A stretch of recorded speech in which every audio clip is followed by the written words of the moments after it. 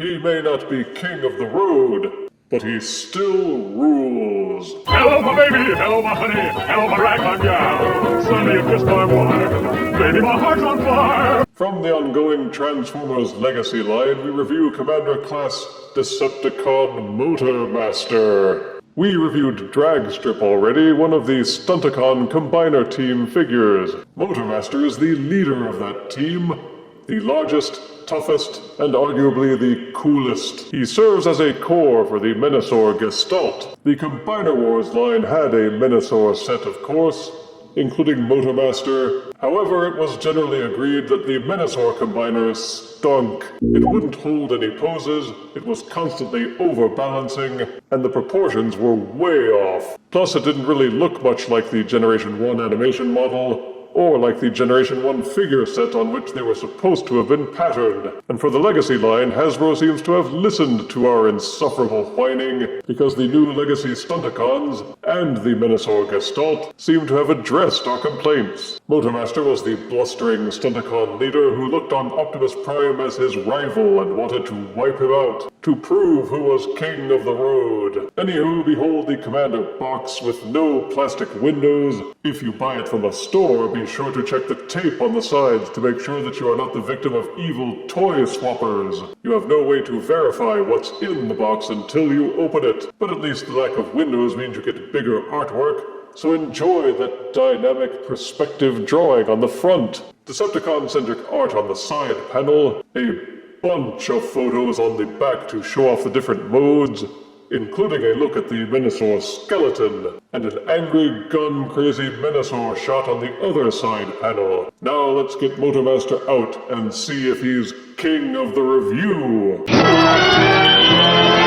Out-of-box Legacy Commander Motormaster comes with his instruction manual, and a black and gray sword accessory that looks kind of like a paddle. And this is Motormaster unboxed and boxy. The first mode to explore is the semi-truck with trailer. The truck is one of those cab-forward designs with extra windows up on top, making it look like a two-story building. What are these extra windows for anyway? The elves? Anywho, the truck is mostly black with some silver on the grillwork and Decepticon brand purple for the windows. They put silvery paint on the hubcaps, which is appreciated. Then there are these white portions which stick out like a sore thumb.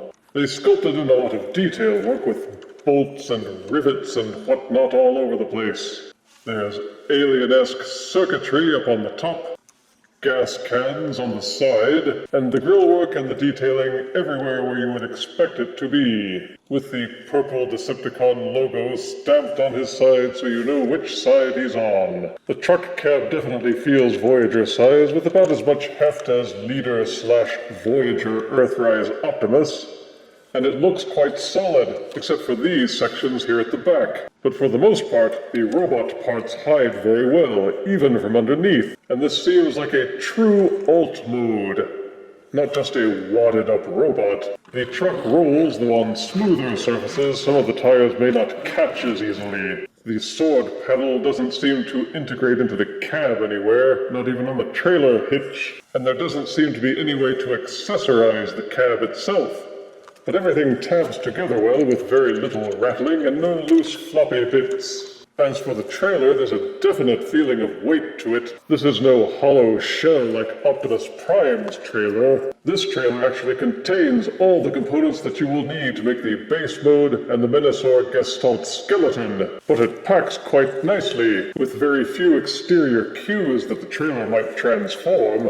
These sections up at the front don't look traditionally like a cargo trailer, but it's not unforgivable. Everything looks very solid and feels solid, even looking at it from below. The tires at the back seem a bit thin, but they did the same thing with Optimus Prime's trailer. Unfold these struts at the bottom, and the trailer can sit level without needing to be connected to the Motormaster cab, which of course you can do simply by plugging the two together thusly. The Motormaster can drag his burdens around and help solve that supply line crisis, which isn't really happening. Some have complained that the proportions of the trailer itself are not quite in line with what you would see from a cargo freight semi-truck. And looking at it from the side, you can see the point. It looks like there ought to be another couple of inches worth of trailer in order to make it properly proportional. In terms of Battlemaster compatibility, there are only these 4 pegs up at the top, which will accommodate the female port of any 5mm compatible accessory. You can stash the sword there if you wish. The trailer has some seaming because of the transformation panels. The colors are gray with some Decepticon brand purple, the Decepticon insignias, and black for the Menasor kibble up at the front. The trailer and the cab join together pretty firmly, and you can actually lift it without the two coming apart. All in all, it's pretty darn good just as a semi-truck toy. To transform Motormaster, first de-accessorize him. That involves removing the sword and detaching him from the trailer. More on the trailer later. But as for the truck cab, first detach these panels up at the top, ease them up just a little bit, and this will give clearance for these panels to swing out to the side. Then split the entire truck cab apart. The elf windows at the top peg into these sections on the inside of the cab. Untab those and swing them forward.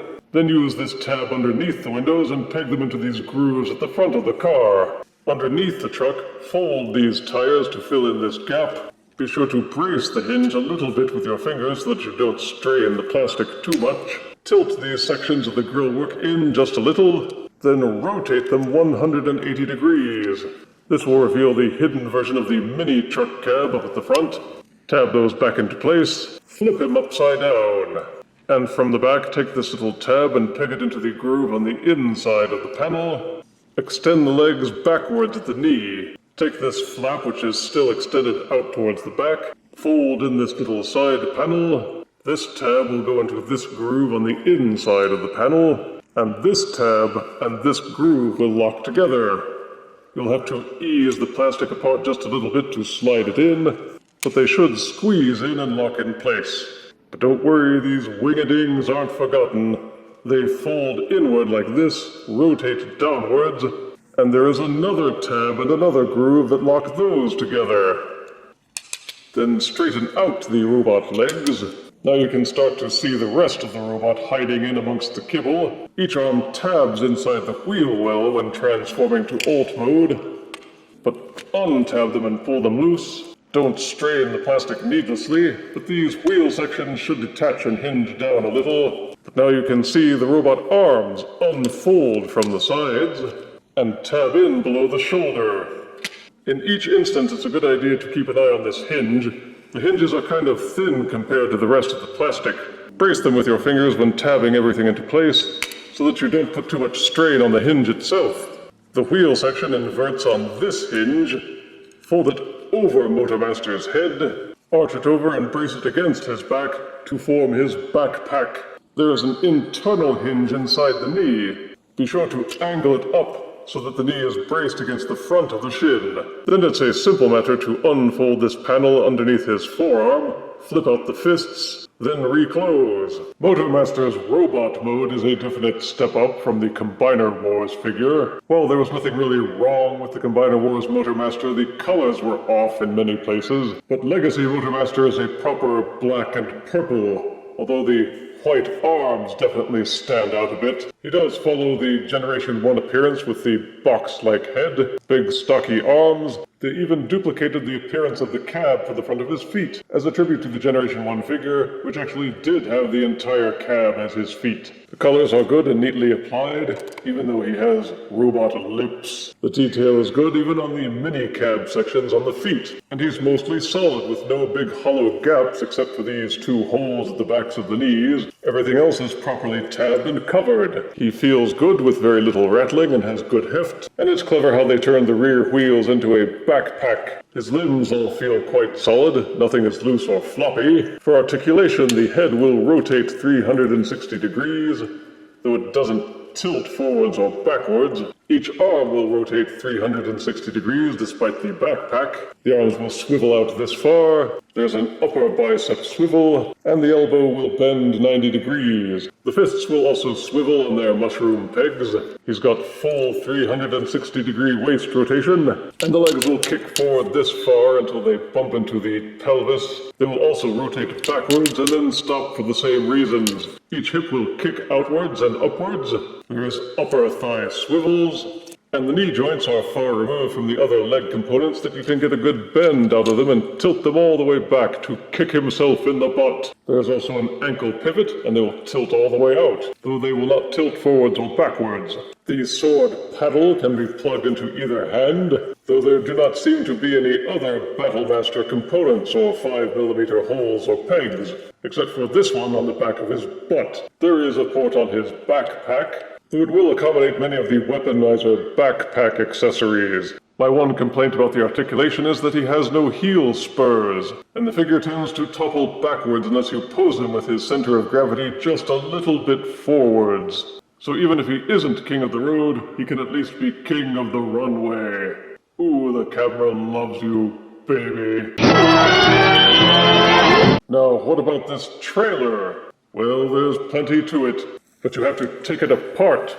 To do that, you simply pry the front section off, fold the support struts up underneath, then the top and bottom halves split apart. If you don't want Motormaster to actually hold the sword accessory, it can be stored inside the trailer by tabbing it into this purple section at the front block, then plugging the trailer back together. But take it out and unpeg it, starting with the front section of the trailer. You take these two sections near the front and rotate them up, and then both halves pry apart like trap doors. Then they fold outward again on more hinges, and then you just lift the black portion off. Then there's another hinge at the middle, fold both portions up, and you will see internal pegs and holes that you can use to slide the halves together. They will click and lock into place, and this forms a central tower. The second half of the trailer with the white boxy things at the front, both of those halves will split apart, leaving the middle to fall out. Turn the middle section upside down, and fold out these gun barrels. They will tab into place. Swivel out these little white arms towards the side, and plug this gun on top of the tower. As for the last part of the truck, it's composed of two halves that you simply pull apart.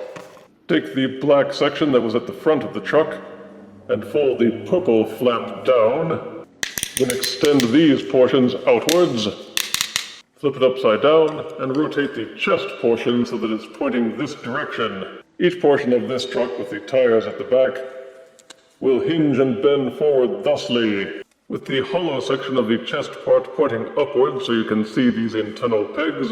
Take the wheeled section, you will see a peg on the underside, plug those together, and repeat for both sides. These sections with the white blocks on top each have a flap that unpegs and unfolds out. Fold those flaps all the way down, and then rotate out the foot so that the whole section will swing backwards. Repeat the process for both. Flip the section upside down so that the flat portions are all laid down. You will see peg holes extending outwards from these panels, which correspond to the pegs on the ends of the foot. Near the base of the chest you will see small tabs underneath. Those correspond to these tabs at the edge of the tower section. Push those together and the tower will lock into place, and you have the Motormaster pieces transformed and assembled into the base mode. Like most base modes, it's kinda half-baked. The molding and the colors are properly maintained, but you'll have to decide for yourself if you find this convincing as a base. It does look like you could set it near any of the city former titans like Scorponok, and it would help convey the impression of an urban sprawl. But as a standalone battle station, it's not very impressive. It's got 3 towers, with the central tower serving as the main gun battery. The 2 side towers are more like repair stations, with little ramps leading out. But several Battlemaster compatible ports and 5mm ports have opened up, which you can use to add more imaginary firepower. The platform behind the gun battery can be occupied by the Motormaster figure, which you connect using the handles underneath the guns. The gun will rotate and drag Motormaster with it. You can also use the platform for any Voyager-sized figure. Deluxe and smaller figures won't be able to reach the handles unless you give them something to stand on. But most people will not leave the Motormaster trailer in base mode because it's not very good. And there are much better things you can do with it. To transform the base and Motormaster into the Menasor skeleton, you can start any way that you like. Many people prefer to start with Motormaster, but it's also a good idea to just dismantle the base portions. Pop the two side towers off when they are already transformed into the leg components. Just top it off by folding up these little hatches, and you can set those aside for later. Set aside the sword accessory as well, pull off the tower component, and unpeg the arm component from the back of the chest. The arm components are all bent up like Tetris pieces, but you can still set those aside and work on them later. The central tower section isn't even part of the Menasor skeleton, so it gets set aside completely. You can see the Menasor chest in this component right off the bat, but more on that later as well. So that leaves us to start off with the Motormaster component. Start off by opening up the panels underneath the arms, fold the hands back in and reclose. Detach the backpack section from the back, then rotate it back over. There are slots on the back of it that will push into these tabs here. Knock those together, and fold to make sure that the wheel sections are laid up against the chest thusly. Untab these panels from the shoulder section, and swing the arms up. Each arm will fold up until it is laid against the side of the head. Rotate it around until it's facing the same direction as the wheel section. Once these arms are faced forward, you can untab these panels from the side shoulders, swing them forward, and at the bottom of each of the robot fist sections, there's a tiny hole which goes into these pegs. Swivel them around, peg them together, and try to straighten everything out as best as you can. Turn Motormaster around. This section of the back unfolds, and inside you will see the Gestalt head. It untabs and unfolds from the inside on a swiveled hinge. Tilt it a bit up and out of the way and fold the Motormaster head inside and close it up so that the heads are nicely swapped. Then tab the giant head section back in. Menasor's antenna fold up from behind his head. Going down to the leg sections, pop open the leg panels and unfold them. You'll probably have to scoot these side panels off just to make room for them. Give the entire waist section a 180-degree twist, and swivel the legs on the thigh joints so that the truck cab mini sections are pointing inwards. Then you use these double joints on the insides of the legs to unfold and collapse the entire set inwards. Leave it angled up just a little bit. This will give you clearance to reclose this panel. Then fold the side sections of the truck upwards. There's a tab on the inside here, and a groove on the inside of the chest. Tab and click those together while making sure that you're not pushing anything else out of joint. Make sure that these panels are swiveled up and tabbed into the front of the chest. It should all go in nice and snug. These panels here, untab from the sides, swivel under, and re-tab underneath. Then these panels up at the top of the shoulders untab, then re-tab under here. And that transforms the Motormaster cab component into the Menasor body component. But wait, there's more. This section, which was transformed into the platform portion of the base, is already mostly transformed into the Menasor chest and hip components. Simply rotate the pelvis section until it's facing forward with the purple portion. Fold down this purple flap at the back to give clearance. Then take the Motormaster body section. You'll see this tab here at the front of the chest, and also these two pegs. They plug into corresponding slots and holes on the inside of the chest. You will feel them catch and hold into place. Press them together. Then there is this peg at the bottom of the purple section, which plugs into a hole at the back of the torso to lock it and hold it in place. Then these gray sections at the front, which are folded down, now fold up. All of the different portions for the body and the hip sections have no one particular component that strongly holds it together, but the combination of all the smaller pieces which hold them together joins up for a very tight and solid feel. You'll have no complaints about the heft and weight of the body component for the new Menasor. awesome. Bring back in the leg components. Each leg section has this portion which pushes inward, closing these front panels like a trap door. When the missing deluxes are added to complete the set, they will plug in and close off these panels to complete the legs. In the meantime, we simply have to live with it open like this. Let's take the Menasor body section. At the back of each leg is a spring-loaded port. Fit the white block into that port and squeeze them together, and that adds Menasor's shins to the body. Take the arm sections, which were the base components of the trailer, and those basically just straighten out and tab together. To transform them into the arm portions, you must untab both of these panels and fold them down, then unfold the hand and click it into place. Each arm is rigged so that it will hinge outwards on either side. Then you can unfold on a second hinge to straighten them out and lengthen them. Fold the rear wheel so that they're inside the arm. Then fold each of these panels down completely and fold the secondary panel so that they are collapsed in on themselves and tabbed neatly into the sides. They should level out with nothing sticking out of joint. Once the arms are transformed and lengthened out, you slide them onto these panels at the side of the Menasor body. It's easiest to brace the bottom with your thumb, brace the top with one of your fingers, and push them together until you hear a satisfying click. They hold in place really well, which is one of my only complaints about this figure, is that it's difficult to take the arms off. You don't want to snap these portions off, of course. So how do you get the arm off without snapping it? It's difficult once you've tabbed it on, but the easiest way is to come at it from underneath, brace the top with your fingers, brace the bottom with your thumbs, and then push up with your thumbs gently from side to side until it disengages and detaches. Then you can slide it back on just as easily. If you are fortunate enough to already own Stunticon Legacy Motormaster, then there is an additional step that you should factor in when transforming the right arm. Before you unfold all the hinges and lengthen it out, as with the other arm, you should leave it folded and hinged up with the wheels lowered. Then take Legacy Dragstrip. All of these pegs and slots on the arm match up with holds and grooves on the bottom of Dragstrip. With the back of the car facing towards the fisted section, line up these tabs and grooves and all of the pegs, and push Dragstrip on until he pegs in firmly. There is an internal latch inside Dragstrip's body. When you plug and attach it to the arm, it will disengage both halves of the car and it will split apart. Then unfold and lengthen out the hinges, same as you would as if the car was not there.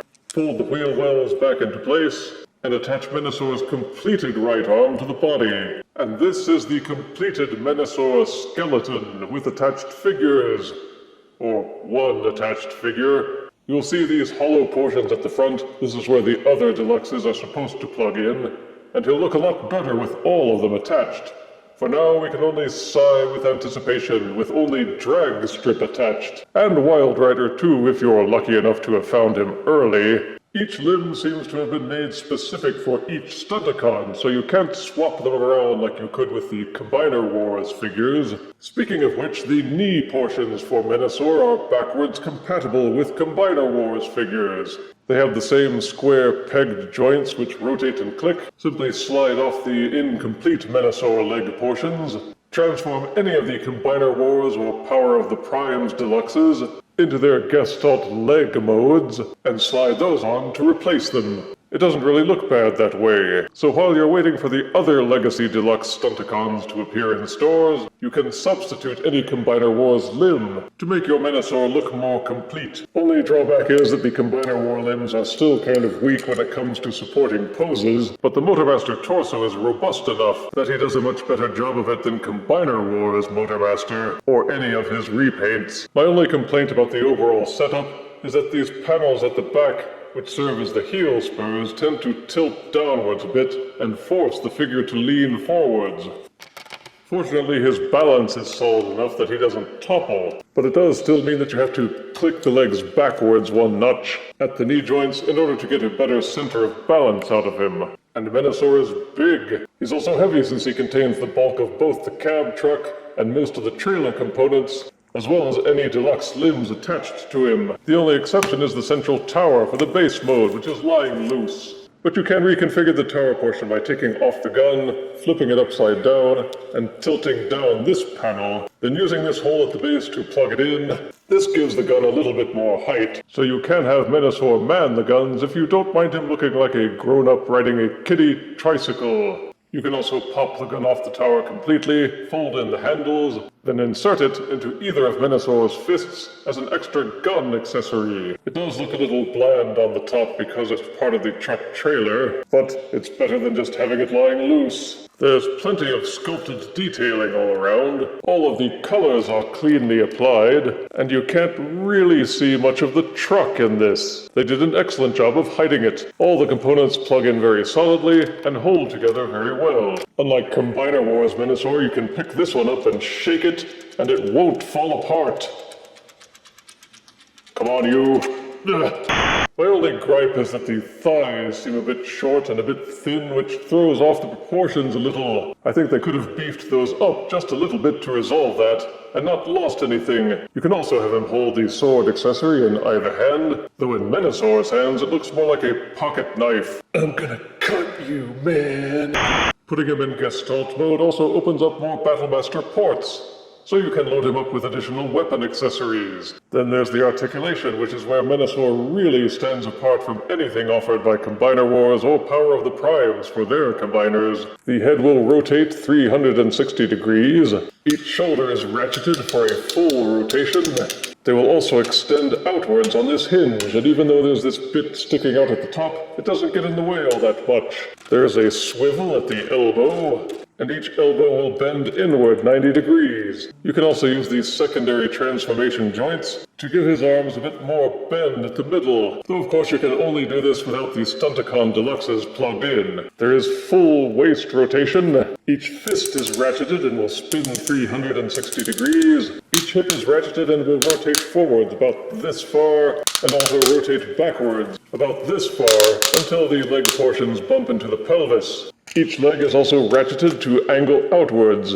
There is an upper thigh rotation, and the ports at the back will allow each knee to bend backwards 90 degrees. These wide, flat portions up at the top do hinder some of the articulation, but you can tilt each foot forward as part of the transformation, and also angle the heel spur up and down, and each ankle will ratchet in and out for wide-angle stances. So Legacy Menasor blows Combiner Menasor out of the water. Not necessarily because he has more articulation joints, but because the joints which do exist hold their poses much better. Kudos.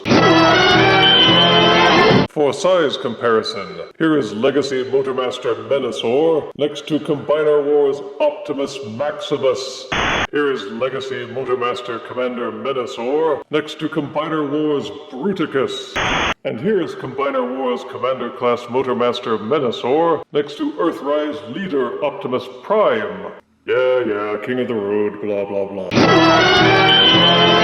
Those who have owned Generation 1 Motormaster at any point in time will understand the need for a good remake. The original figure was awful, and while subsequent versions tried, they just somehow couldn't meld the new with the old in a satisfying way. Legacy Commander Class Motormaster could well be the answer, and despite the higher price point, it seems well worth looking into. Positives are that the cab and the trailer both have satisfying transformations. They're hefty and solid as a truck and trailer, and they make a superior combination as the base skeleton for Menasor. The colors are good, the articulation is good, and while the base mode isn't very good, at least it doesn't seem to have detracted in any way from the trailer or the Menasor modes. Negatives are that this may be difficult for beginners. With both the figure and the trailer parts, there's a lot to keep track of, and you may get frustrated your first few times through trying to transform him.